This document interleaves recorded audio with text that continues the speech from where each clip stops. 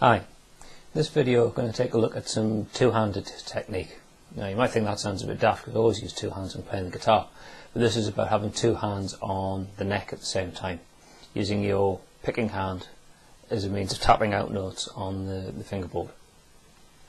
Now in its most basic way, this is just really a way of extending the reach of your fretting hand, being able to play notes higher up the neck than your left hand would reach. So apologies to the left-handers amongst you. I'm right-handed, as I guess the majority of the viewers are, so I'll tend to refer to what is conventionally my fretting hand as my left hand, and what's conventionally my picking hand as my right hand. If you're left-handed, just reverse that. What we're doing with tapping is using a finger from the right hand, from the picking hand, to strike a note on the fingerboard.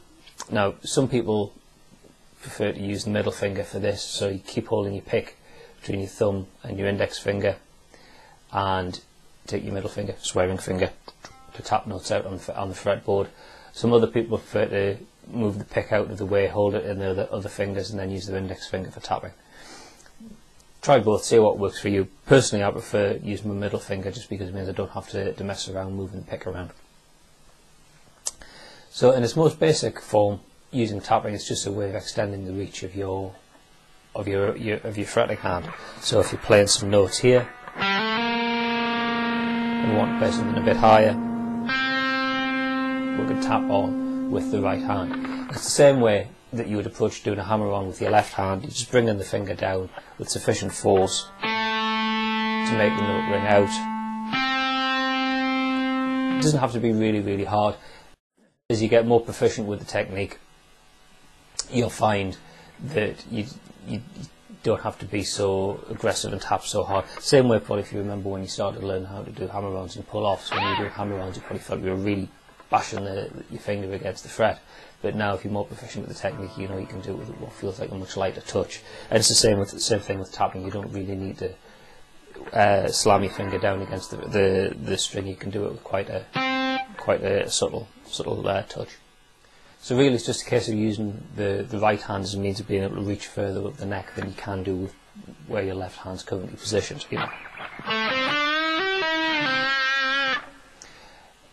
Now if you're used to just playing in scale boxes, using two-handed tapping is sort of a way to start making you think beyond that box. So if you think in terms of PhatPhish, will show you a guitar neck and you can pick out a scale box that looks like this. What you can do is think about where are the other notes on the scale, and they're all over the neck. And you can think, well, where are the notes further up the neck from that box, and they're available, that if I wanted to play something I can just strike my finger down and tap that note, rather than just sticking with the notes I can play using normal fretting. Now probably the most common way that you'll hear two-handed tapping used is simple three-note arpeggios. It's the sort of thing Eddie Van Halen made very famous. Something like this is like a simple A minor arpeggio. In an A minor arpeggio, we've got an A here at the 5th fret on the E string. We've got a C at the 8th fret, and we've got an E at the 12th fret. Now obviously that's way too big a stretch to be able to play just with the fingers of one hand, so what we're going to do is we're going to use the right hand to play that higher note on the 12th fret, and then pull off from that to the A, and then hammer on with C.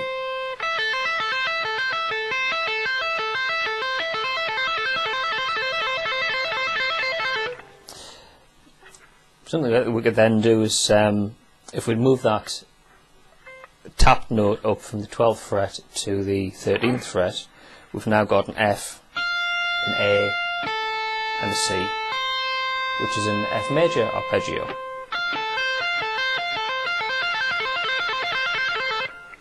So we could play move from one arpeggio to the other just by changing the note that we tap. Like that. Now they're quite fun to play. But also with everything you do in the guitar, when you're practicing them, always start off at a speed that you're comfortable with, and then as you get more proficient, build the speed up. Practice against a metronome and play the pattern relatively slowly, but knowing that when you're playing those notes, you're getting the timing right. That's a strict triplet pattern, so each note is as long as the others. And then as you get more proficient, you can build the speed up with the metronome that you play along, and then you get to much faster speed. Now in that example, we're just using a straight triplet pattern. But what you might like to do is experiment with something that gives a bit more variation to the timing and the feel of it. And rather than playing straight triplet patterns, play something where you time the notes a little differently. So sticking with that example we had before, where we're playing a strict triplet pattern, you might want to think about timing it a little differently and playing more than just 3 notes in a pattern.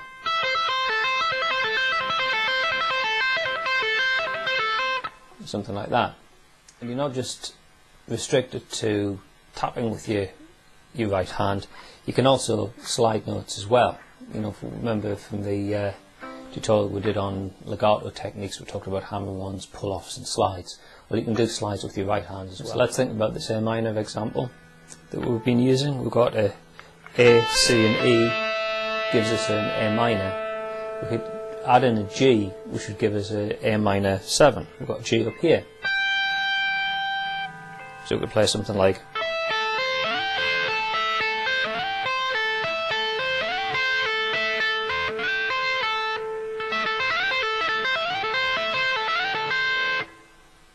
again, that technique might feel a bit weird at first if you're not used to doing it, but as you practice, hopefully you'll get more proficient with it, and you should feel like second nature. Here's another little trick that I was shown a few years ago. Something you can do is when you're playing a note with your left hand is to tap 7 frets higher. So basically what you're doing is you're moving up a perfect fifth. I think we've got, say, like an A here at the 5th fret. You could also tap an E 7 semitones higher at the 12th fret. If we've got a C at the 8th fret, you could tap 7 semitones higher with a G at the 15th fret, and so on.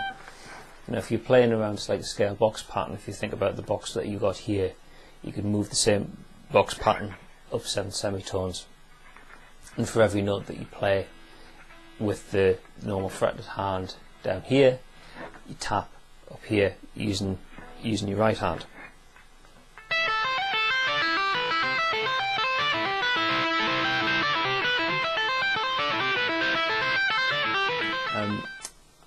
Tapping that we've talked about has pretty much been like one finger from the right hand. There's some other guitarists who really take this idea much further, and they're using multiple fingers from the right hand. Proper eight finger tapping. Jennifer Batten is a really good exponent of this. If you have a look for some of her stuff on YouTube, she's a phenomenal rendition of Flight of the Bumblebee, done with 8 finger technique. Or if you're into something a bit jazzier, if you check out somebody like Stanley Jordan, who's a very, very proficient 8 finger player. Because there's a few ideas for you to try there, experiment with, be creative. Hopefully I've been able to show you that there's more to two-handed tapping than just those straight, triplet sort of arpeggio patterns. Even if you use your tapping technique for is just for extending the reach of your left hand every now and again. If you need to move further up the neck, you've got that at your disposal. So lots of aspects to this. Experiment with them, practice, see what works for you, and be creative, because at the end of the day music's about being creative and coming up with your own stuff, and most importantly, have fun while you're doing it. Hope you found that useful, and I'll see you in another video sometime soon. Bye for now.